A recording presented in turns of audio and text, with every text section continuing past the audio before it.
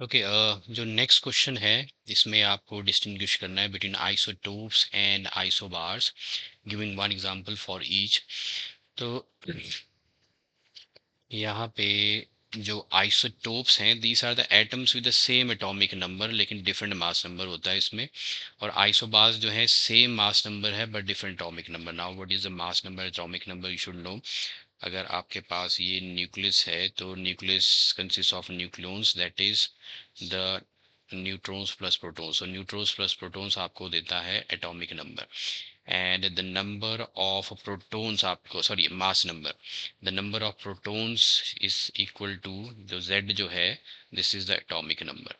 तो अब क्या रहता है, जिन एटम्स में सेम एटॉमिक नंबर है, देखो यहाँ पे अगर मैं हाइड्रोजन के आइसोटोप्स लूँ तो किसी भी न्यूक्लियाई में दिस जो ऊपर की तरफ है, यहाँ जो सुपरस्क्रिप्ट में रहता है, this is the mass number और ये आपका एटॉमिक नंबर है। तो यहाँ पे अगर आप देखो दो आइसोटोप्स ऑफ हाइड्रोजन मैंने यहाँ पे लिए हैं, ड्यूटेरियम एंड प्रोटियम। तो इन दोनों के जो हैं एटॉमिक नंबर सेम है। एटॉमिक नंबर सेम है मींस प्रोटॉन्स आपके सेम है। Z means the number of protons. और यहाँ पे इनके जो मास नंबर है वो अलग अलग हैं। तो atoms with the same atomic number different mass number means number of proton same है लेकिन न्यूट्रॉन्स आपके डिफरेंट हैं।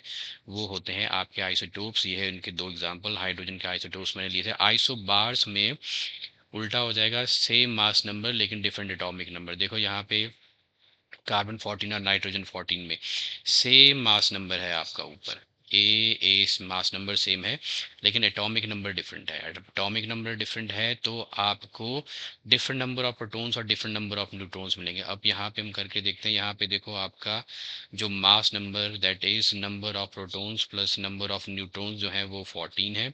ये आपके नंबर ऑफ प्रोटॉन्स जो है वो आपके 6 हैं। तो आपको जो नंबर ऑफ न्यूट्रॉन्स मिलेंगे 14 माइनस 6 इज इक्वल टू 8 मिलेंगे।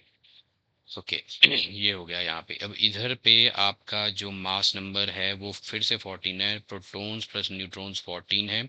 Atomic number, number of protons यहाँ पे 7 है तो न्यूट्रॉन्स आपको मिल जाएंगे 14 minus 7 is equal to 7।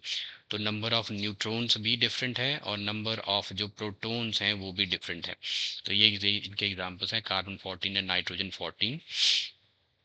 Next इसी क्वेश्चन का जो सेकंड पार्ट है उसमें आपको एटॉमिक मास यूनिट को इलेक्ट्रॉन वोल्ट के इनके बीच में रिलेशन क्या है। तो रिलेशन डिराइव करने के लिए we will use a mass energy equivalence, Einstein's mass energy equivalence relation, E is equal to mc square. अब मास जो है यहाँ पे हमें आपने जो क्वेश्चन में दिया है एटॉमिक मास यूनिट, तो वन एटॉमिक मास यूनिट रहता है 1.605 इंटू 10⁻⁻27 kg। सी वैसे 3 इंटू 10⁻8 लेते हैं लेकिन एग्जैक्ट जो वैल्यू है 2.998 मीटर पर सेकेंड है। इनकी वैल्यू अगर हम पुट करें तो this will come out to be, ये आपके पास आ गई जूल्स में। अब एक इलेक्ट्रॉन वोल्ट में 1.602 टू 10⁻⁻19 जूल रहते हैं, तो इसको मैंने कन्वर्ट कर दिया इलेक्ट्रॉन वोल्ट में क्योंकि हमें इसका electron volt equivalent find out करना है। तो देखो इलेक्ट्रॉन वोल्ट ये आ गया आपका, this is a electron volt. अब इसी को आप मेगा इलेक्ट्रॉन वोल्ट में भी कन्वर्ट कर सकते हो। एक mega electron means 10⁻6 electron volt.